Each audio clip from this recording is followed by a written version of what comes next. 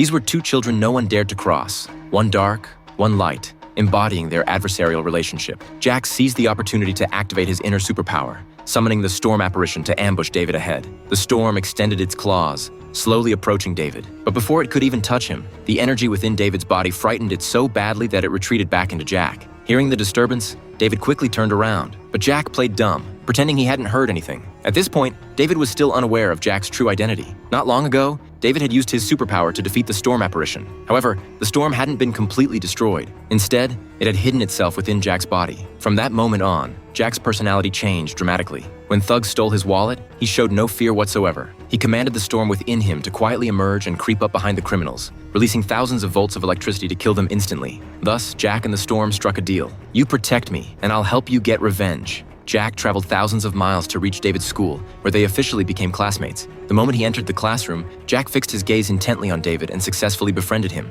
This led to the earlier scene. After awakening his superpower, David had trained with his teacher since childhood, becoming increasingly proficient in controlling his abilities. The energy stored within him grew more powerful by the day, which explained his ability to frighten off the storm. Jack and the storm weren't sitting idle. They returned to the site of the previous battle. After David had defeated the storm, he'd left a massive black crater in the ground. This crater was the storm's objective. Transforming into a wisp of white smoke, the storm swiftly headed for the crater. It burrowed into the soil, using its power to activate some unknown entity before returning to Jack's body. When the security guard arrived for his shift, he discovered the crater was emitting an eerie greenish-blue light. Descending to the bottom, he found the area covered with a strange plant species bearing vibrant flowers. As the guard approached, the flowers released glowing insects that immediately attacked him. What exactly were these insects? And what fate awaited the security guard?